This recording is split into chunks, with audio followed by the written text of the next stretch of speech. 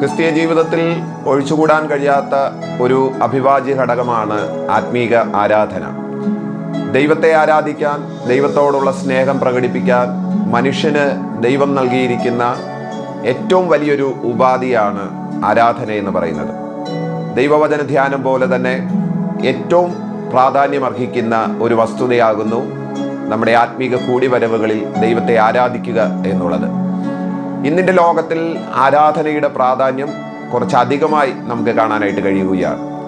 വേദപുസ്തകത്തിൻ്റെ തുടക്ക അധ്യായം മുതൽ ഒടുവിലത്തെ അധ്യായം വരെ, തുടക്ക പുസ്തകം മുതൽ ഒടുവിലത്തെ പുസ്തകം വരെ ദൈവത്തെ ആരാധിക്കുന്ന ദൈവിക ആരാധനയുടെ ഏറ്റവും ഊഷ്മളമായിരിക്കുന്ന ചിന്തകൾ നമുക്ക് വേദപുസ്തകത്തിൽ കാണാനായിട്ട് കഴിയും. ആരാണ് ദൈവത്തെ ആരാധിക്കണം എന്ന് നമ്മളോട് പറഞ്ഞത്? തീർച്ചയായിട്ടും അത് ദൈവം തന്നെയാണ് എന്നുള്ളതാണ്. പഴയ നിയമത്തിൽ ഏറ്റവും ആദ്യത്തെ ഒരു ആരാധന നടക്കുന്നത് ഉൽപ്പത്തി പുസ്തകം 4-ാമത്തെ അധ്യായത്തിലാണ്. ആദ്യ സഹോദരന്മാരായിരിക്കുന്ന കയീനും ഹാബേലുമാണ് ദൈവത്തെ ആരാധിക്കാൻ പോയ ആദ്യത്തെ വ്യക്തികൾ.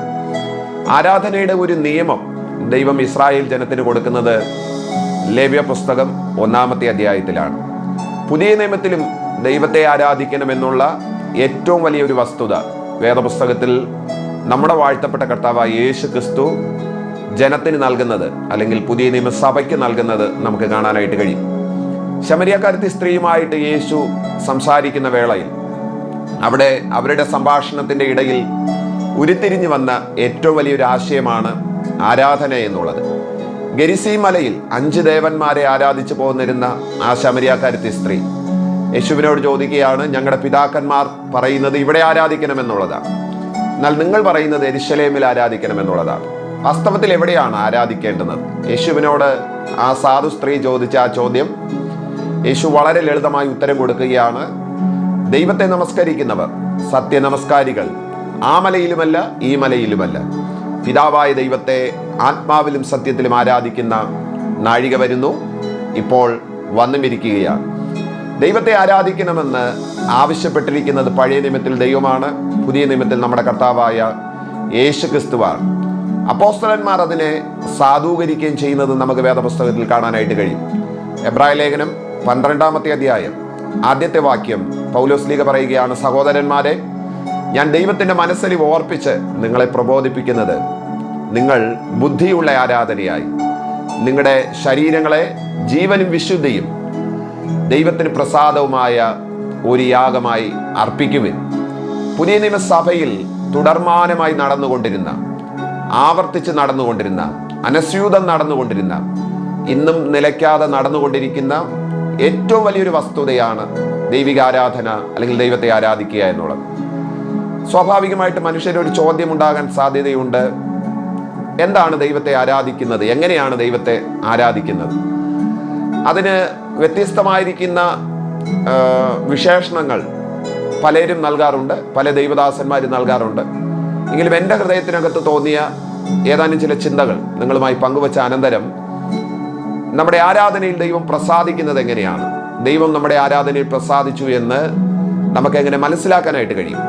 ഈ വക വസ്തുതയാണ് ഇന്ന് ഞാൻ നിങ്ങളുമായി പങ്കുവെക്കുവാനായിട്ട് ശ്രമിക്കുന്നത്. അതിൻ്റെ തുടക്കത്തിൽ എന്ന വണ്ണം ദൈവത്തെ ആരാധിക്കാനുള്ള പോസ്റ്റർ, അല്ലെങ്കിൽ ദൈവത്തെ ആരാധിക്കുന്നത് എങ്ങനെയാണ്, എന്താണ് ദൈവിക ആരാധന എന്ന് പറയുന്നത്? വാസ്തവത്തിൽ നമ്മുടെ മുഴുവാളത്വം, നാം എന്ന പൂർണ്ണ വ്യക്തിയെ ദൈവസന്നിധിയിൽ അർപ്പിക്കുന്നതിനെയാണ് ആരാധന എന്നതുകൊണ്ട് ഉദ്ദേശിക്കുന്നത്. പഴയ നിയമത്തിൽ അതിനെ യാഗം എന്നാണ് നമ്മൾ വിളിക്കുക. പുതിയ നിയമത്തിൽ നമ്മളെ തന്നെ അർപ്പണം ചെയ്യുന്നതാണ് ആരാധന എന്ന് പറയുന്നത്. പഴയ നിയമത്തിൽ ഒരു യാഗവസ്തുവും യാഗപീഠവും അത് ചെയ്യാൻ ഒരു കർമ്മിയും അല്ലെങ്കിൽ ഒരു ശുശ്രൂഷകനും ഉണ്ടാകുമെന്നുള്ളതാണ്. എന്നാൽ പുതിയ നിയമത്തിൽ ഇത് മൂന്നും നമ്മൾ തന്നെയാണ് എന്നുള്ളതാണ്. നമ്മുടെ ഹൃദയത്തിനകത്താണ് ആരാധന നടക്കുന്നത്, നമ്മൾ തന്നെയാണ് ആരാധന വസ്തു, നമ്മൾ തന്നെയാണ് ആരാധകൻ. ഇനി എന്താണ് ആരാധന എന്ന് പറയാം. ആരാധന എന്നത് കൈയടിക്കുന്നതല്ല ആരാധന, കൈ ഉയർത്തുന്നതല്ല ആരാധന, സ്തോത്രം പറയുന്നത് മാത്രമല്ല ആരാധന, ഒത്തിരി ബഹളം ഉണ്ടാക്കുന്നതല്ലേ ആരാധന? നിശബ്ദമായി നിൽക്കുന്നത് മാത്രമല്ല ആരാധന. ആരാധന എന്താണെന്ന് ചോദിച്ചു കഴിഞ്ഞാൽ, എനിക്ക് എൻ്റെ ദൈവത്തോടുള്ള ഒരു സ്നേഹത്തിൻ്റെ പ്രകടനമാണ് ആരാധന എന്ന് പറയുന്നത്. എൻ്റെ ഉള്ളിൽ എൻ്റെ ദൈവത്തോടുള്ള അടങ്ങാത്ത എൻ്റെ അഭിനിവേശത്തിൻ്റെ, അല്ലെങ്കിൽ എൻ്റെ പ്രേമബദ്ധതയുടെ, എൻ്റെ അനുരാഗത്തിൻ്റെ, എൻ്റെ സ്നേഹത്തിൻ്റെ ഒരു എക്സ്പോസിഷനാണ്, അല്ലെങ്കിൽ ഒരു പ്രകടനമാണ് ആരാധന എന്ന് പറയുന്നത്.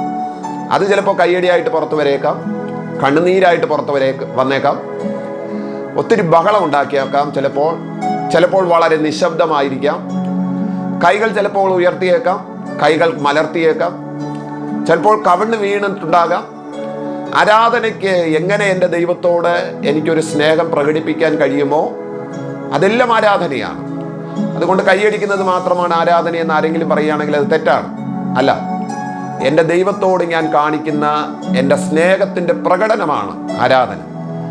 നിങ്ങൾക്ക് മക്കളുണ്ടെങ്കിൽ തീർച്ചയായിട്ടും അവർ നിങ്ങളുടെ അടുക്കൽ ഓടി വരുമ്പോൾ അവരെങ്ങനെയാണ് നിങ്ങളോട് സ്നേഹം പ്രകടിപ്പിക്കുന്നതെന്ന് നിങ്ങൾക്കറിയാം. ചിലപ്പോൾ അവർ വന്ന് കെട്ടിപ്പിടിക്കാറുണ്ട്, എന്തൊക്കെയാണ് ചെയ്യാറുള്ളതെന്ന് നിങ്ങൾക്ക് തന്നെ അറിയാം. ദൈവത്തോടുള്ള എൻ്റെ സ്നേഹത്തിൻ്റെ പ്രകടനമാണ് ആരാധന എന്ന് പറയുന്നത്. എൻ്റെ മനസ്സിൽ തളം കെട്ടിക്കിടക്കുന്ന അവിടത്തോടുള്ള എൻ്റെ ഏറ്റവും വലിയ എന്താ പറയേണ്ടുന്നത്, വൈകാരികപരമായിരിക്കുന്ന പ്രകടനമാണ് ആരാധന എന്ന് പറയുന്നത്. അതിനകത്ത് പാട്ടുണ്ട്, സ്തുതിയുണ്ട്, സ്തോത്രമുണ്ട്, ഹല്ലേലൂയ ഉണ്ട്. ചിലപ്പോൾ കരങ്ങൾ ഉയർത്തിയേക്കാം, കരങ്ങൾ മലർത്തിയേക്കാം, കവിണ്ണ് വീണ് കിടക്കുകയായിരിക്കാം. എങ്ങനെയായിരുന്നാലും ആരാധന വളരെ അനുഗ്രഹീതമാണ്. ആരാധന എന്ന് പറയുന്നത് ദൈവത്തോടുള്ള നമ്മുടെ സ്നേഹത്തിൻ്റെ പ്രകടനമാണ്. ഹന്ന ദൈവത്തെ ആരാധിക്കാൻ വേണ്ടിയിട്ട് ശിലോവിൽ ദൈവാലയം അഥവാ ദൈവത്തിൻ്റെ പെട്ടകം ഇരുന്ന ഇടത്തേക്ക് പോയത് നിങ്ങൾക്കറിയാമല്ലോ. അവിടെ ഹന്ന ദൈവസന്നിധിയിൽ പ്രാർത്ഥിക്കുമ്പോൾ അല്ലെങ്കിൽ ആരാധിക്കുമ്പോൾ അവൾ പറയുന്ന ഒരു പദം ഭയങ്കര രസമാണ്. ഈ ചിന്തകളുമായി ബന്ധപ്പെടുത്തി പറയാൻ കഴിയുന്ന ഏറ്റവും മനോഹരമായിരിക്കുന്ന ഒരു വേദഭാഗമാണ്. എലി പുരോഹിതനോട് ഹന്ന പറയുകയാണ്, നീ എന്നെ ഒരു നീച സ്ത്രീയായിട്ട് വിചാരിക്കരുത്. എൻ്റെ ഈ ചുണ്ടുകൾ മാത്രം വിതുമ്പുന്നതും ശബ്ദം പുറത്തു കേൾക്കാതിരിക്കുന്നതുമായ ഈ സംഗതി ഞാൻ മത്തുപിടിച്ചിരിക്കുന്ന ഒരു സ്ത്രീയായിട്ട് നീ വിചാരിക്കരുത്. ആരാധനയെ നോക്കിക്കാണുന്നവർക്ക് ഇത്തരത്തിൽ വ്യത്യസ്തമായ അഭിപ്രായങ്ങളുണ്ട്. അവരേതാണ്ട് പേക്കിനാവ് കണ്ട് ഏതാണ്ട് ബഹളം വെക്കുന്നതാണെന്നൊക്കെ ആൾക്കാർ പറയാറുണ്ട്. അവർക്ക് ഭ്രാന്ത് പിടിച്ചതാണെന്ന് ചിലർ പറയാറുണ്ട്. എന്താ, നിശബ്ദമായി ആരാധിച്ചാൽ പോരെ എന്ന് ചിലർ പറയാറുണ്ട്. ഹന്ന പറയുന്ന മറുപടിയാണ് ഇത്തരത്തിൽ ഈ കൂട്ടരോട് പറയാനായിട്ടുള്ള ഏറ്റവും വലിയ ചിന്ത എന്ന് പറയുന്നത്. നിങ്ങൾ എന്ത് തന്നെ വിചാരിച്ചിരുന്നാലും ആരാധന എന്ന് പറയുന്നത് എൻ്റെ ഹൃദയത്തെ ദൈവസന്നിധിയിൽ പകരുന്നതാണ് ആരാധന. ഹന്ന എലി പുരോഹിതന് പഠിപ്പിച്ചു കൊടുത്ത ഏറ്റവും വലിയൊരു പാഠമാണ് ഇന്നിൻ്റെ സമൂഹത്തിൽ ദൈവത്തെ ആരാധിക്കുന്നവർക്ക് പറയാനുള്ള ഏറ്റവും വലിയ ചിന്ത. നിങ്ങൾ എന്ത് തന്നെ കരുതിയിരുന്നാലും എൻ്റെ ആരാധന എന്ന് പറയുന്നത് എൻ്റെ ഹൃദയത്തെ ദൈവസന്നിധിയിൽ പകരുന്നതാണ്. വാസ്തവത്തിൽ ആരാധന എന്താണെന്ന് ചോദിച്ചു കഴിഞ്ഞാൽ ദൈവത്തോടുള്ള സ്നേഹത്തിൻ്റെ പ്രകടനമാണ്. ദൈവസന്നിധിയിൽ എൻ്റെ ഹൃദയത്തെ പകരുന്നതാണ്. ഇതാണ് യഥാർത്ഥത്തിൽ ആരാധന എന്ന് പറയുന്നത്. ദൈവം എൻ്റെ ആരാധനയിൽ പ്രസാദിച്ചോ ഇല്ലയോ എന്നെനിക്ക് എങ്ങനെ മനസ്സിലാക്കാനായിട്ട് കഴിയും? ഇത്യാദി ചിന്തകളിലേക്ക് നമ്മൾ തുടർന്ന് പ്രവേശിക്കുകയാണ്. എബ്രായ ലേഖനം 9-ാമത്തെ അധ്യായം 13-14 വാക്യങ്ങൾ വിശുദ്ധ അപ്പോസ്തലൻ പറയുന്ന ഏറ്റവും അനുഗ്രഹീതമായ ഒരു വേദഭാഗമാണ്. ആട്ടുകൊറ്റന്മാരുടെയും പശുക്കിടാകളുടെയും രക്തം മലിനപ്പെട്ടവരുടെ മേൽ തളിക്കുന്ന പശുവംശവുമൊക്കെ ജഡീക ശുദ്ധി വരുത്തുന്നുവെങ്കിൽ നിത്യാത്മാവിനാൽ കുഞ്ഞാടിൻ്റെ രക്തം നിങ്ങളുടെ മനസാക്ഷിയിലെ പാപങ്ങളെ പോക്കി എത്രയധികം നിങ്ങളെ ശുദ്ധീകരിക്കും. എൻ്റെ ആരാധനയിൽ ദൈവം പ്രസാദിച്ചു എന്ന് ഞാൻ മനസ്സിലാക്കുന്ന ഒന്നാമത്തെ തെളിവ്, ഒന്നാമത്തെ ഒരു റീസൺ എന്ന് പറയുന്നത് അപ്പോസ്തലൻ ഇവിടെ ഉപയോഗിക്കുന്ന ഒരു പദമാണ്. എൻ്റെ മനസാക്ഷിയിൽ വരുന്ന ഒരു വലിയ ശുദ്ധീകരണം, ഒരു വലിയ പാപബോധം. ഞാൻ എൻ്റെ ദൈവത്തിൻ്റെ മുമ്പിൽ നിൽക്കാൻ യോഗ്യതയുള്ളവനല്ല, യോഗ്യതയുള്ളവളല്ല എന്നുള്ളൊരു തിരിച്ചറിവാണ് എൻ്റെ ആരാധനയിൽ ആദ്യം ഉണ്ടാകുന്ന ഒരു അനുഭവം എന്ന് പറയുന്നത്. എൻ്റെ ആരാധനയിൽ ദൈവം പ്രസാദിച്ചോ എന്ന് എനിക്ക് എങ്ങനെയാണ് മനസ്സിലാക്കാനായിട്ട് കഴിയും? അത് തീർച്ചയായിട്ടും ഉൾത്തടത്തിൽ ഉണ്ടാകുന്ന ഒരു പാപബോധമാണ്. ദൈവവചനം കേൾക്കുമ്പോൾ മാത്രമല്ല മനുഷ്യന് പാപബോധം ഉണ്ടാകുന്നത്, ശരിക്കും ആരാധനയുടെ ഇടയിൽ പാപബോധം ഉണ്ടാകണമെന്നുള്ളതാണ്. ഇത്രയും വിശുദ്ധനും ഭയങ്കരനുമായ ദൈവത്തെ ആരാധിക്കാൻ നമുക്ക് തെല്ലും യോഗ്യതയില്ലെന്ന് തിരിച്ചറിയുകയും ഈ ദൈവത്തിൻ്റെ മുമ്പിൽ ഞാൻ നിസാരനാണ് എന്ന് മനസ്സിലാക്കുകയും ചെയ്യുന്നതാണ് എൻ്റെ ആരാധനയിൽ ദൈവം പ്രസാദിച്ചു എന്നതിൻ്റെ ഏറ്റവും വലിയ തെളിവെന്ന് പറയുന്നത്. ഞാൻ ആരാധിക്കുമ്പോൾ നന്നായി ആരാധിച്ചു, ഒരുപാട് ബഹളമുണ്ടാക്കി, ഒരുപാട് പേരെ ഇളക്കി മറിച്ചു, ഇങ്ങനെയൊക്കെ എൻ്റെ ഉള്ളിൽ ചിന്ത വരികയാണെങ്കിൽ അത് ദൈവപ്രസാദമുള്ള ഒരു ആരാധനയാണ് എന്ന് എനിക്ക് തോന്നുന്നില്ല. കാര്യം ആരാധനയിൽ സംഭവിക്കുന്ന ഏറ്റവും പ്രധാനപ്പെട്ട കാര്യം പാപബോധം ഉളവാകുക എന്നുള്ളതാണ്. പാപബോധം ഉണ്ടാകുക എന്നുള്ളതാണ്. ഏതാനും ചില തെളിവുകൾ ഞാൻ വേദപുസ്തകത്തിൽ നിന്ന് പറയാം. അന്നേരം നിങ്ങൾക്ക് ഈ കാര്യം കുറച്ചുകൂടി വ്യക്തതയുണ്ടാകും എന്ന് ഞാൻ കരുതുകയാണ്. യെശയ്യാപ്രവചനം 6-ാമത്തെ അധ്യായം. പ്രവാചകനായിരിക്കുന്ന യെശയ്യാവ് ഒരു വലിയ ദർശനം കാണുകയാണ്. ഉയർന്നും പൊങ്ങിയുമുള്ള സിംഹാസനത്തിൽ ദൈവം ഇരിക്കുന്ന ഒരു കാഴ്ച യെശയ്യാവ് കാണുകയാണ്. ചുറ്റും അവനെ ആരാധിക്കാൻ വന്നുകൂടിയ ദൂതന്മാർ, 6 ചിറകുകളുള്ള ദൂതന്മാർ, 2 കൊണ്ട് പറന്ന്, 2 കൊണ്ട് മുഖം മൂടി, 2 കൊണ്ട് പാദം മറച്ചുകൊണ്ട് സൈന്യങ്ങളുടെ ദൈവമായ യഹോവ പരിശുദ്ധൻ പരിശുദ്ധൻ പരിശുദ്ധൻ എന്ന് ഒരുവനോട് പറയുന്ന ശബ്ദം യെശയ്യാവ് കേൾക്കുകയാണ്, കാണുകയാണ്. സ്വർഗീയ ആരാധനയെ യെശയ്യാവ് കാണുകയാണ്.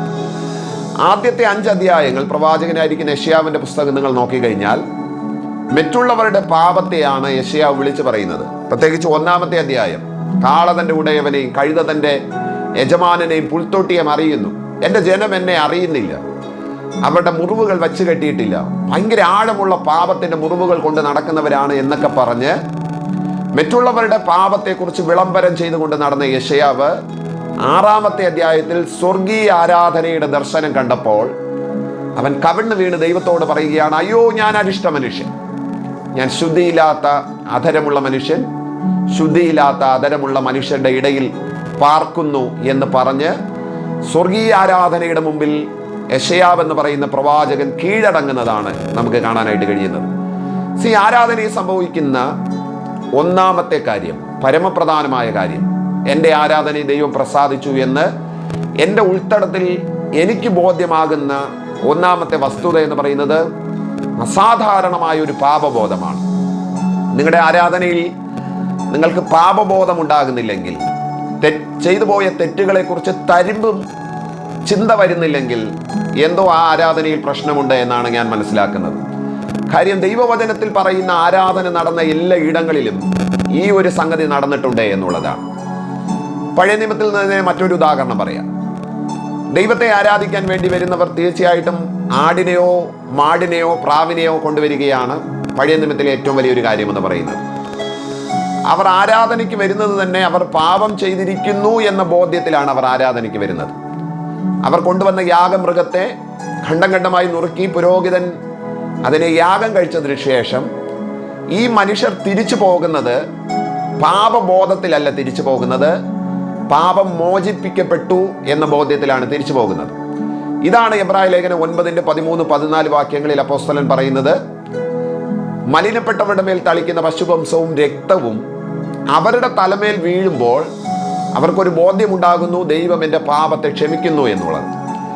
ഇങ്ങനെ ഒരു ബോധ്യത്തോടു കൂടിയാണ് പഴയ നിയമത്തിലെ ആരാധകൻ തിരിച്ചവൻ്റെ വീട്ടിൽ പോകുന്നതെങ്കിൽ പുതിയ നിയമ ആരാധകനും അങ്ങനെ ഒരു ചിന്തയുണ്ടാകണം. ആരാധനയ്ക്ക് വരുന്നതിൻ്റെ മേൽ യേശുവിൻ്റെ രക്തത്തിൻ്റെ ഒരു പകർച്ച, പരിശുദ്ധാത്മാവിൻ്റെ പകർച്ച, വചനത്തിൻ്റെ പകർച്ച, ഇത് നടക്കുമ്പോഴത്തേക്കും ഒരു വലിയ ശുദ്ധീകരണമാണ് നടക്കുന്നത്. ദൈവം എൻ്റെ ആരാധനയെ പ്രസാദിച്ചു എന്നുള്ളതിൻ്റെ ഏറ്റവും വ്യക്തമായ തെളിവെന്ന് പറയുന്നത് എന്നിലുണ്ടാകുന്ന പാപബോധവും അത് ഏറ്റുപറഞ്ഞ് ദൈവസന്നിധിയിൽ കഴുകൽ പ്രാപിക്കുന്ന ഒരു ശുദ്ധീകരണത്തിൻ്റെ മനോഭാവമാണ്. ആരാധന ദൈവപ്രസാദമുള്ളതായിരുന്നു എന്ന് നമുക്ക് മനസ്സിലാക്കാൻ കഴിയുന്ന ഏറ്റവും വലിയ വസ്തുത എന്ന് പറയുന്നത്. പഴയ നിയമത്തിലാകട്ടെ പുതിയ നിയമത്തിലാകട്ടെ ആരാധന നടത്ത എല്ലാ ഇടങ്ങളിലും ഈ ഒരു സംഭവം നടന്നിട്ടുണ്ട്. യെരുശലേം ആലയത്തിൽ ആദ്യത്തെ യാഗം നടക്കുമ്പോൾ, ശലോമോൻ പണി കഴിപ്പിച്ച ആദ്യ ദേവാലയത്തിന്റെ പ്രതിഷ്ഠ നടക്കുന്നതിന്റെ അന്ന് ഇറങ്ങി വന്ന ദൈവ തേജസ് കണ്ടിട്ട് ജനമെല്ലാം കവിണ്ണ് വീഴുകയാണ്. ഇവൻ പുരോഹിതന്മാർക്ക് പോലും നിൽക്കാൻ കഴിയാത്ത നിലവാരത്തിൽ അവർ ദൈവസന്നിധിയിൽ സറണ്ടർ ആകുകയാണ്, കീഴടങ്ങുകയാണ്. ആ ഇറങ്ങി വന്ന ദൈവ സാന്നിധ്യത്തിന്റെ മുമ്പിൽ അവർ തീർത്തും അയോഗ്യരാണ്, അല്ലെങ്കിൽ പാപികളാണ്, ദൈവസന്നിധിയിൽ നിൽക്കാൻ കഴിവില്ലാത്തവരാണ്, യോഗ്യതയില്ലാത്തവരാണ് എന്ന ചിന്തയാണ് ആരാധനയുടെ ഇടയിൽ സംഭവിച്ച ഏറ്റവും ആദ്യത്തെ കാര്യമെന്ന് പറയുന്നത്. നോക്കൂ, ദൈവം നമ്മുടെ ആരാധനയെ പ്രസാദിച്ചു എന്ന് നമുക്ക് എങ്ങനെ മനസ്സിലാക്കാനായിട്ട് കഴിയും? നമ്മുടെ തെറ്റുകളെക്കുറിച്ചുള്ള ബോധ്യം, നമ്മൾ ചെയ്തു പോയ പാപങ്ങളെക്കുറിച്ചുള്ള പശ്ചാത്താപം, അവയെ ഏറ്റുപറയാനുള്ളൊരു മനോഭാവം, അതിനകത്ത് ദൈവം നമ്മെ കഴുകി ശുദ്ധീകരിച്ചു എന്നുള്ള ഏറ്റവും വലിയ ബോധ്യം, അത് തീർച്ചയായിട്ടും ദൈവിക ആരാധനയിൽ ദൈവം പ്രസാദിച്ചു എന്നതിൻ്റെ വ്യക്തമായിരിക്കുന്ന ഒരു തെളിവാണ്. നിങ്ങളുടെ ആരാധനയിൽ ഇത് സംഭവിക്കുന്നുണ്ടോ എന്ന് പരിശോധിക്കേണ്ടതായിട്ടുണ്ട്. നമ്മളെല്ലാവരും മിക്കവാറും നന്നായി ആരാധിക്കുന്നവരാണ്. നമുക്ക് അത്യാവശ്യം ആരാധിക്കാനുള്ള എല്ലാ സംവിധാനങ്ങളുമുണ്ട്. വളരെ മനോഹരമായിരിക്കുന്ന ഇൻസ്ട്രുമെന്റ്സ് ഉണ്ട്. വളരെ മനോഹരമായി പാടുന്ന ഗായകർ നമുക്കുണ്ട്. ആത്മീക ആരാധനയ്ക്ക് നേതൃത്വം കൊടുക്കുന്ന ശക്തന്മാരായ ആത്മീക ആരാധനയുടെ ലീഡേഴ്സ് നമുക്കുണ്ട്. എല്ലാറ്റിനുമായിട്ട് നമുക്ക് കർത്താവിന് സ്തോത്രം ചെയ്യാം, വളരെ നല്ലതാണ്. പക്ഷെങ്കിൽ ആരാധന ദൈവപ്രസാദമുള്ളതായിരുന്നോ എന്ന് എങ്ങനെ മനസ്സിലാക്കാനായിട്ട് കഴിയും? ഞാൻ ഈ കാണിച്ച ബഹളത്തിൻ്റെയും കയ്യടിയുടെയും സ്തോത്രത്തിൻ്റെയും ഒക്കെ ഇടയിൽ ദൈവം ഇറങ്ങി വന്നോ എന്ന് എനിക്ക് എങ്ങനെ തിരിച്ചറിയാനായിട്ട് കഴിയും? ആരാധനയെ ദൈവം അംഗീകരിച്ചോ എന്നെങ്ങനെ എനിക്ക് മനസ്സിലാക്കാനായിട്ട് കഴിയും?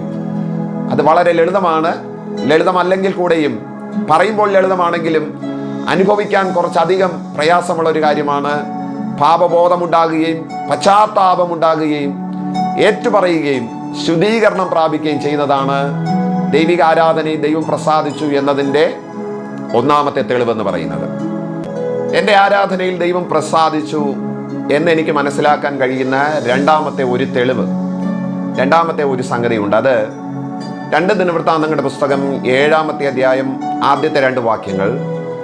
ശലോമോൻ പണി കഴിപ്പിച്ച ദൈവാലയത്തിൻ്റെ പ്രതിഷ്ഠ നടക്കുന്നതിൻ്റെ അന്ന് 100 കണക്കിന് ആടുമാടുകളെ യാഗം കഴിച്ചുകൊണ്ട് ശലോമോൻ ആദ്യ ദേവാലയത്തിൻ്റെ പ്രതിഷ്ഠ നടത്തുകയാണ്. അവിടെ ആദ്യത്തെ യാഗം നടക്കുന്ന സമയത്ത് സ്വർഗത്തിൽ നിന്ന് തീ ഇറങ്ങി ആ യാഗപീഠത്തെ ദഹിപ്പിക്കുകയും അഥവാ യാഗവസ്തുവിനെ ദഹിപ്പിച്ചു എന്നാണ് നമ്മൾ വായിക്കുന്നത്. വിശുദ്ധ അന്തർമന്ദിരത്തിൽ പുരോഹിതന്മാർക്ക് നിൽക്കാൻ പോലും കഴിയാത്ത നിലവാരത്തിൽ ദൈവത്തിൻ്റെ തേജസ്, ദൈവത്തിൻ്റെ മേഘം ഇറങ്ങി നിന്നു. അതുകൊണ്ട് ശുശ്രൂഷകന്മാർക്ക്, പുരോഹിതന്മാർക്ക് ശുശ്രൂഷിക്കാൻ കഴിഞ്ഞില്ല എന്ന് നമുക്ക് വേദപുസ്തകത്തിൽ വായിച്ചറിയാനായിട്ട് കഴിയുകയാണ്. ദൈവം എൻ്റെ ആരാധനയിൽ പ്രസാദിച്ചു എന്ന് എനിക്ക് എങ്ങനെ മനസ്സിലാക്കാനായിട്ട് കഴിയും? രണ്ടാമത്തെ വളരെ വ്യക്തമായ ഒരു തെളിവ്, അത് നമ്മുടെ ആരാധനയിൽ നാം അനുഭവിക്കുന്ന ആത്മസാന്നിധ്യമാണ്. ആത്മസാന്നിധ്യം എന്നതുകൊണ്ട് ഉദ്ദേശിക്കുന്നത് ദൈവത്തിൻ്റെ അസാധാരണമായിരിക്കുന്ന ഒരു പ്രസൻസ് നമുക്ക് നമ്മുടെ ആരാധനയിൽ അനുഭവിക്കാൻ കഴിയുന്നുണ്ടെങ്കിൽ തീർച്ചയായിട്ടും അത് ദൈവിക ആരാധന ദൈവം പ്രസാദിച്ചു, ആ ആരാധനയിൽ ദൈവം പ്രസാദിച്ചു എന്നതിൻ്റെ ഏറ്റവും വലിയൊരു തെളിവാണ്.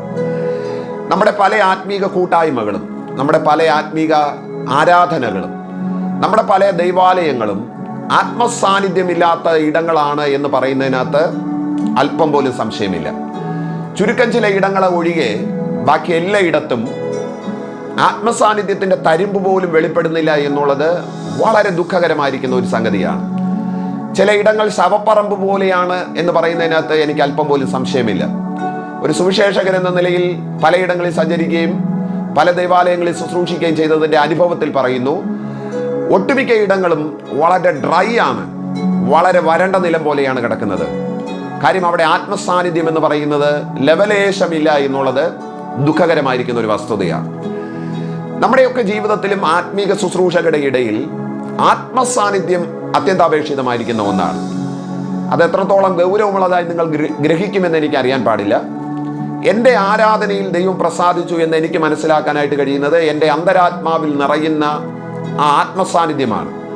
എൻ്റെ അകം തിളച്ചു മറിയുന്നത് പോലെ എനിക്ക് തോന്നുന്ന, അതൊരു ഇമോഷണൽ ആയിരിക്കുന്ന ഒരു അനുഭൂതിയല്ല. അതിനേക്കാളും ഉപരി, വൈകാരികമായിരിക്കുന്ന അനുഭവങ്ങളെക്കാൾ ഉപരി, ദൈവം എന്നെ തൊടുകയും ദൈവം എൻ്റെ അടുക്കൽ നിൽക്കുകയും എൻ്റെ ഉള്ളിൽ ദൈവത്തിൻ്റെ ഭയങ്കരമായ സാന്നിധ്യം നിറഞ്ഞിരിക്കുകയും ചെയ്യുന്നത് ഞാൻ എൻ്റെ അന്തരാത്മാവിൽ മനസ്സിലാക്കുന്നത്, എൻ്റെ ആത്മാവിൽ ഞാൻ ഗ്രഹിക്കുന്നത്, അത് ദൈവം എൻ്റെ ആരാധനയിൽ പ്രസാദിച്ചതിൻ്റെ വ്യക്തമായ രണ്ടാമത്തെ അടയാളമാണ്. ദൈവ സാന്നിധ്യം എൻ്റെ ഉള്ളിൽ വന്നു എന്ന് എനിക്ക് എങ്ങനെ മനസ്സിലാക്കാനായിട്ട് കഴിയും? ഇവിടെയും പലപ്പോഴും പല സംശയങ്ങൾ ഉളവാകാനുള്ളൊരു സാധ്യതയുണ്ട്. ഞാൻ എൻ്റെ അനുഭവത്തിൽ നിന്നാണ് ഈ കാര്യം പറയുന്നത്. അതിനകത്ത് ദൈവശാസ്ത്രപരമായിരിക്കുന്ന പിന്തുണയോ വേദഭാഗത്ത് നിന്ന് ഏതാനും ചില തെളിവുകൾ ഞാൻ പറയുന്നുണ്ടെങ്കിലും വലിയ ദൈവശാസ്ത്രത്തിൻ്റെ പിന്തുണ അതിനകത്ത് ഞാൻ എടുക്കുന്നില്ല. എൻ്റെ അനുഭവത്തിൽ നിന്ന് ഞാൻ നിങ്ങളോട് പറയാം. എനിക്ക് ദൈവസാന്നിധ്യം അനുഭവിക്കാൻ കഴിഞ്ഞിട്ടുള്ള എല്ലാ നിമിഷങ്ങളിലും അസാധാരണമായ കണ്ണുനീരാണ് ചിലപ്പോഴൊക്കെ എനിക്ക് ഉണ്ടായിട്ടുള്ളത്. ഞാൻ ആത്മസ്നാനം പ്രാപിച്ചത് അന്ന്, ഞാൻ രക്ഷിക്കപ്പെടുന്നതിൻ്റെ തലേദിവസം, സ്നാനപ്പെടുന്നതിൻ്റെ തലേദിവസമാണ് ഞാൻ ആത്മസ്നാനം പ്രാപിക്കുന്നത്. അന്ന് എനിക്ക് നിർത്താൻ കഴിയാത്ത നിലവാരത്തിൽ കണ്ണുനീരിനാൽ ഞാൻ നിറയുന്ന ഒരു അനുഭവം എൻ്റെ ജീവിതത്തിലുണ്ടായി. എൻ്റെ ഉള്ളിൽ ആത്മസാന്നിധ്യത്താൽ ഞാൻ നിറയപ്പെട്ടത്, പരിശുദ്ധാത്മാവിനാൽ ഞാൻ നിറയപ്പെട്ടത്, അത് ഞാൻ എൻ്റെ ഹൃദയത്തിനകത്ത് മനസ്സിലാക്കിയത്, എൻ്റെ ജീവിതത്തിൽ എനിക്ക് മനസ്സിലാക്കാൻ കഴിഞ്ഞത്, ഭയങ്കരമായിരിക്കുന്ന ഒരു കണ്ണുനീര് നിർത്താൻ കഴിയാത്ത നിലവാരത്തിൽ പൊട്ടി പൊട്ടി കരയുന്ന ഒരു അനുഭൂതി എൻ്റെ ജീവിതത്തിനകത്തുണ്ടാകുവാനായിട്ട് ഇടയാത്തു. ഞാൻ ശുശ്രൂഷിച്ചിട്ടുള്ള സഭകളിൽ, ഞാൻ ശുശ്രൂഷിക്കാൻ പോയിട്ടുള്ള ഇടങ്ങളിലൊക്കെ ആത്മസാന്നിധ്യം വ്യാപരിക്കുന്ന എല്ലാ ഇടങ്ങളിലും കൊച്ചു കുട്ടികൾ ഉൾപ്പെടെയുള്ളവർ കരയുന്നത് ഞാൻ കണ്ടിട്ടുണ്ട്. ആത്മസാന്നിധ്യം ഇറങ്ങി വന്നു എന്നതിൻ്റെ വളരെ ശക്തമായ ഒരു തെളിവാണത്. നിർത്താൻ കഴിയാത്ത, വല്ലാതെ ഹൃദയം വിങ്ങിപ്പൊട്ടി ദൈവസ്നേഹത്തിൻ്റെ അസാധാരണമായിരിക്കുന്ന പ്രകടനത്തിൻ്റെ മുമ്പാകെ കരഞ്ഞ് ദൈവത്തെ സ്വീകരിക്കുന്ന, ദൈവസാന്നിധ്യത്തെ സ്വീകരിക്കുന്ന ഒരു പ്രത്യേക അനുഭൂതി പലയിടങ്ങളിലും കാണാനായിട്ട് കഴിഞ്ഞിട്ടുണ്ട്. എൻ്റെ ആരാധനയെ ദൈവം പ്രസാദിച്ചു എന്ന് എനിക്ക് മനസ്സിലാക്കാൻ കഴിയുന്നത് അസാധാരണമായ ഒരു ആത്മസാന്നിധ്യമാണ്. ആ ആത്മസാന്നിധ്യം എന്നിൽ വന്നു എന്ന് എനിക്ക് എങ്ങനെ മനസ്സിലാക്കാനായിട്ട് കഴിയും എന്നുള്ളതാണ് അതിൻ്റെ ഒരു തെളിവെന്ന് പറയുന്നത്. നിലയ്ക്കാത്ത, നിർത്താൻ കഴിയാത്ത തരത്തിലുള്ള ഒരു കണ്ണുനീര്. അതെന്തെങ്കിലും വേദന ഉണ്ടായിട്ടോ സന്തോഷമുണ്ടായിട്ടോ അങ്ങനെയൊന്നുമല്ല. അത് നിങ്ങൾക്ക് രണ്ടും വ്യത്യസ്തമായിട്ട് മനസ്സിലാക്കാനായിട്ട് കഴിയുമെന്നുള്ളതാണ്. വേദന വരുമ്പോൾ കരയുന്നതും സന്തോഷം വന്നിട്ട് കരയുന്നതും അതല്ല വാസ്തവത്തിൽ ആത്മസാന്നിധ്യത്തിൻ്റെ ഇടയിലെ ഒരു കണ്ണുനീരെന്ന് പറയുന്നത്. അനുഭവിച്ചവർക്ക് അതറിയാം. അത് വ്യത്യസ്തമായിരിക്കുന്ന ഒരു അളവാണ്, വ്യത്യസ്തമായിരിക്കുന്ന ഒരു വസ്തുതയാണ്. ആത്മസാന്നിധ്യമാണ് ദൈവം എൻ്റെ ആരാധനയിൽ പ്രസാദിച്ചു എന്നതിൻ്റെ രണ്ടാമത്തെ തെളിവ്. പഴയ നിയമത്തിൽ നിന്നും പുതിയ നിയമത്തിൽ നിന്നും 1-2 തെളിവ് പറയാം. പഴയ നിയമത്തിൽ കർമ്മേലിൽ ദൈവത്തെ ആരാധിക്കാൻ ഒരു പ്രവാചകൻ ഒറ്റയ്ക്ക് ഇറങ്ങി ചെല്ലുകയാണ്. തോട്ടിലെ വെള്ളം പോലും വറ്റിച്ചു കളഞ്ഞുകൊണ്ട് ഒരു വലിയ തീ സ്വർഗത്ത് നിന്ന് ഇറങ്ങുകയാണ്. ഈ ഇറങ്ങി വന്ന തീ തോട്ടിലെ വെള്ളത്തെ വറ്റിച്ചു കളഞ്ഞു, യാഗപീഠത്തെ, യാഗവസ്തുവിനെ ദഹിപ്പിച്ചു കളഞ്ഞു. ഭയങ്കരമായ ഒരു ദൈവപ്രവൃത്തി അവിടെ നടക്കുകയാണ്. ആ ഇറങ്ങി വന്ന തീയാണ് ആത്മസാന്നിധ്യത്തിൻ്റെ ഒരു അടയാളമായിട്ട് പഴയ നിയമത്തിൽ നമുക്ക് കാണാനായിട്ട് കഴിയുന്നത്. പുതിയ നിയമത്തിലും 2-3 ഇടങ്ങളിൽ പരിശുദ്ധാത്മ പ്രവേശനം, പരിശുദ്ധാത്മ സ്നാനം, പരിശുദ്ധാത്മാവിൻ്റെ ആഗമനം നടന്നിട്ടുള്ളത് നിങ്ങൾക്ക് കാണാനായിട്ട് കഴിയും. അത് വാസ്തവത്തിൽ ദൈവിക ആരാധന അഥവാ ദൈവം ആ ആരാധനയിൽ പ്രസാദിച്ചു എന്നതിൻ്റെ ഏറ്റവും വ്യക്തമായിരിക്കുന്ന ഒരു തെളിവാണ്. നിങ്ങളുടെ കൊച്ചു പ്രാർത്ഥനാ മുറിക്കകത്ത്, നിങ്ങളുടെ കൊച്ചു സഭയ്ക്കകത്ത്, നിങ്ങൾ കൂടി വരുന്ന ആ കൊച്ചു ഇടങ്ങളിൽ ഒരു വലിയ ദൈവ സാന്നിധ്യം അനുഭവിക്കാൻ നിങ്ങൾക്ക് കഴിയുന്നുണ്ടെങ്കിൽ ഉറപ്പിച്ചോളണം, ആ ആരാധനയിൽ ദൈവം പ്രസാദിച്ചു എന്നുള്ളതാണ്. അല്ല ഇപ്പോൾ ഈ ദൈവവചനം കേൾക്കുമ്പോഴത്തേക്കും എൻ്റെ ആരാധന പലപ്പോഴും പ്രയോജനമില്ലാത്തതായി പോയിട്ടുണ്ടെന്ന് ആർക്കെങ്കിലും തോന്നുന്നുണ്ടെങ്കിൽ, ഒരു തരിമ്പ് പോലും ദൈവ സാന്നിധ്യം അനുഭവിക്കാൻ കഴിയാതെ നിങ്ങൾ ഇറങ്ങിപ്പോയ സഭായോഗങ്ങൾ, പ്രാർത്ഥനകൾ, ഉപവാസ പ്രാർത്ഥനയുടെ ദിവസങ്ങൾ, കൊച്ചു പ്രാർത്ഥനകളുടെ ദിവസങ്ങൾ, ആത്മസാന്നിധ്യമില്ലാത്ത എല്ലാ ആരാധനകളും ഉപയോഗമില്ലാത്തതാണ് എന്ന് നിസ്സംശയം പറയാനായിട്ട് കഴിയും. നിങ്ങളുടെ ജീവിതത്തിൽ, നിങ്ങളുടെ ആരാധനയുടെ ഇടയിൽ ദൈവം നിങ്ങളെ തൊടാത്ത പക്ഷം, ദൈവം നിങ്ങളെ തലോടാത്ത പക്ഷം, ദൈവം നിങ്ങളുടെ ഇടയിൽ ഇറങ്ങി നിൽക്കാത്ത പക്ഷം ആ ആരാധന ഉപയോഗമുള്ളതല്ല എന്നുള്ളതാണ് യാഥാർത്ഥ്യം. ദൈവിക ആരാധന എങ്ങനെയായിരിക്കണമെന്ന് അപ്പോസ്തലൻ റോമർ 12 പറയുകയാണ്. അത് ദൈവപ്രസാദമുള്ളതാകണം. ദൈവപ്രസാദം എന്നതിൻ്റെ യഥാർത്ഥ അർത്ഥമെന്ന് പറയുന്നത് ദൈവത്തിന് ഇറങ്ങി നിൽക്കാൻ കഴിയുന്ന ഒരിടമായിരിക്കണം എന്നുള്ളതാണ്. ദൈവം ഇറങ്ങി നിൽക്കാത്ത ഇടങ്ങളൊക്കെ ഉപയോഗമില്ലാത്ത ആരാധനയാണ്. ആ മണിക്കൂറുകൾ വേസ്റ്റായി എന്നുള്ളതല്ലാതെ അതികവിഞ്ഞ വലിയ പ്രയോജനമൊന്നും അവിടെ ഉണ്ടായിട്ടില്ല എന്നുള്ളതാണ് യാഥാർത്ഥ്യം. എൻ്റെ ആരാധനയെ ദൈവം പ്രസാദിച്ചു എന്നതിൻ്റെ വ്യക്തമായ രണ്ടാമത്തെ തെളിവ് അത് ഞാൻ അനുഭവിക്കുന്ന ആത്മസാന്നിധ്യമാണ്. അത് ആരാധിക്കുമ്പോൾ മാത്രമല്ല, വചനം ധ്യാനിക്കുമ്പോഴും നമുക്ക് ആത്മസാന്നിധ്യം അനുഭവിക്കാൻ കഴിയും. വചനം കേൾക്കുമ്പോൾ നമുക്ക് ആത്മസാന്നിധ്യം അനുഭവിക്കാനായിട്ട് കഴിയും. നമ്മളോട് ചില അഭിഷിക്തന്മാർ നമ്മളോട് സംസാരിക്കുമ്പോൾ നിങ്ങൾക്ക് ആത്മസാന്നിധ്യം അനുഭവിക്കാനായിട്ട് കഴിയും. എൻ്റെ കൊച്ചു ജീവിതത്തിൽ എനിക്ക് അങ്ങനെ സംഭവിച്ചിട്ടുണ്ട്. ചില ദൈവദാസന്മാരോടൊത്ത് സംസാരിച്ചു കൊണ്ട് നിൽക്കുമ്പോൾ തന്നെ അവിടെ ഒരു ഭയങ്കരമായ ആത്മസാന്നിധ്യത്തെ പലപ്പോഴും ഫീൽ ചെയ്തിട്ടുണ്ട്. ഇന്ന് ഈ ദൈവവചനം കേൾക്കുമ്പോഴത്തേക്ക് ഞാൻ നിങ്ങളോട് വളരെ സ്നേഹത്തോടു കൂടെ പറയുന്നു, എൻ്റെ ആരാധനയിൽ ദൈവം പ്രസാദിച്ചിട്ടുണ്ടോ ഇല്ലയോ എന്ന് എനിക്ക് മനസ്സിലാക്കാൻ കഴിയുന്ന രണ്ടാമത്തെ തെളിവ് അത് ഞാൻ അനുഭവിക്കുന്ന ആത്മസാന്നിധ്യമാണ്. ഇന്നു മുതൽ, ഈ ദൈവവചനം കേൾക്കുന്ന ഇന്നു മുതൽ നിങ്ങൾ നിങ്ങളുടെ ആരാധനയിൽ ഒന്ന് ശ്രദ്ധിച്ചു നോക്കണം. ഇത് നിങ്ങൾക്ക് അനുഭവിക്കാൻ കഴിയുന്നുണ്ടെങ്കിൽ 100% ഉറപ്പാണ് ആരാധനയെ ദൈവം പ്രസാദിച്ചു എന്നുള്ളതാണ്. നമ്മുടെ ആരാധനയ്ക്കകത്ത് ഇതില്ലാത്ത പക്ഷം ആരാധന ഉപയോഗമില്ലാത്തതാണ്. ആത്മസാന്നിധ്യമില്ലാത്ത ആരാധന വട്ടപൂജ്യമാണ്. ആത്മസാന്നിധ്യം അനുഭവിക്കാൻ കഴിയാത്ത ആരാധനകൾ, ശുശ്രൂഷകൾ ഉപയോഗമില്ലാത്തതാണ്. ഒരു ദൈവദാസൻ പറഞ്ഞ ഒരു വാക്ക് ഇതിനോടനുബന്ധിച്ച് കോട്ട് ചെയ്ത് പറയാനായിട്ട് എനിക്കിഷ്ടമാണ്. ആത്മസാന്നിധ്യമില്ലാത്ത ഇടത്തെ മുഖ്യ പ്രഭാഷകനായിരിക്കുന്നതിനേക്കാൾ എനിക്കിഷ്ടം ആത്മസാന്നിധ്യമുള്ള ഇടത്തെ കേൾവിക്കാരനായിരിക്കാനാണ് എനിക്കേറെ ഇഷ്ടം. ഈ തലമുറയിൽ ദൈവം ഉപയോഗിക്കുന്ന അനുഗ്രഹീതനായ ഒരു ദൈവദാസൻ പറഞ്ഞൊരു വാക്കാണത്. എത്ര മനോഹരമാണത്! തീർച്ചയായിട്ടും ആത്മസാന്നിധ്യമാണ് എൻ്റെ ആരാധനയിൽ ദൈവം പ്രസാദിച്ചു എന്നതിൻ്റെ രണ്ടാമത്തെ തെളിവ്. എൻ്റെ ആരാധനയിൽ ദൈവം പ്രസാദിക്കുന്നു, ദൈവം പ്രസാദിച്ചു എന്നെനിക്ക് മനസ്സിലാക്കാൻ കഴിയുന്ന മൂന്നാമത്തെ ഒരു തെളിവ് കൂടിയുണ്ട്. അതുകൂടി പറഞ്ഞ് ഞാൻ എൻ്റെ ചിന്തകളെ ഉപസംഗ്രഹിക്കാനാണ് ആഗ്രഹിക്കുന്നത്. അപ്പോസ്തല പ്രവൃത്തി 16-ാമത്തെ അധ്യായം 24, 25, 26 വാക്യങ്ങൾ വായിച്ചു കഴിഞ്ഞാൽ പൗലോസിനെയും ശീലാസിനെയും ബന്ധിച്ച് ഒരു കാരാഗ്രഹത്തിനകത്ത് കൊണ്ട് അടച്ചിട്ടിരിക്കുകയാണ്. അർദ്ധരാത്രിയിൽ അവരുടെ കൈകാലുകൾ ആമത്തിനകത്തിട്ട് പൂട്ടിയിരിക്കുകയാണ്. ചങ്ങലകൾ കൊണ്ട് അവർ ബന്ധിക്കപ്പെട്ടിരിക്കുകയാണ്. എന്നാൽ അവർ അർദ്ധരാത്രി പാടി ദൈവത്തെ സ്തുതിച്ചു എന്നൊരു പദം നമുക്ക് അവിടെ കാണാനായിട്ട് കഴിയും. അവർ ദൈവത്തെ ആരാധിക്കാൻ തുടങ്ങി. രാത്രിയായപ്പോഴത്തേക്കും ആരാധനയുടെ സംവിധാനമോ ഇടമോ പ്രശ്നമല്ല എന്ന് തെളിയിക്കുന്ന ഒരു വേദഭാഗമാണ് അപ്പോസ്തല പ്രവൃത്തി 16. ആരാധിക്കാൻ പർട്ടിക്കുലർ ഒരു പ്ലേസ് വേണം എന്ന് നിർബന്ധമില്ലാത്ത ഒരു വേദഭാഗമാണ് അപ്പോസ്തല പ്രവൃത്തി 16. ആരാധനയ്ക്ക് സാഹചര്യങ്ങൾ അനുകൂലമാകണം എന്ന് ഒരു ശാഠ്യവുമില്ലാതെ നമ്മളെ പഠിപ്പിക്കുന്ന ഒരു വേദഭാഗമാണ് അപ്പോസ്തല പ്രവൃത്തി 16. അതിൻ്റെ വിശദീകരണങ്ങളിലേക്ക് ഞാൻ പോകുന്നില്ല. അതിനകത്ത് കാണുന്ന ഒരു മർമ്മം നിങ്ങളോട് പറഞ്ഞ് അവസാനിപ്പിക്കാനാണ് ഇഷ്ടപ്പെടുന്നത്. ആരാധനയിൽ ദൈവം പ്രസാദിച്ചു എന്ന് മനസ്സിലാക്കാൻ കഴിയുന്ന മൂന്നാമത്തെ തെളിവ് അത് നമുക്ക് ഇവിടെ കാണാനായിട്ട് കഴിയും. അവർ പാടി ദൈവത്തെ ആരാധിക്കുമ്പോൾ അവരുടെ കൈകാലുകളിലെ ചങ്ങലകൾ അഴിഞ്ഞു, ആമത്തിലെ പൂട്ട് പൊട്ടി, അവരുടെ അടച്ചിട്ടിരുന്ന വാതിലുകൾ തുറന്നു, കാരാഗ്രഹത്തിന്റെ അടിസ്ഥാനങ്ങൾ ഇളകി. ഇതാണ് നമ്മൾ അവിടെ വായിക്കുന്ന ഏറ്റവും പ്രധാനപ്പെട്ട കാര്യമെന്ന് പറയുന്നത്. പെന്തക്കോസ്തിനകത്തും ആത്മീക ആരാധന ഇഷ്ടപ്പെടുന്ന എല്ലാ കൂട്ടർക്കും വളരെ വ്യക്തമായി അറിയാവുന്ന ഒരു വേദഭാഗമാണ് പ്രസ്തുത വേദഭാഗം.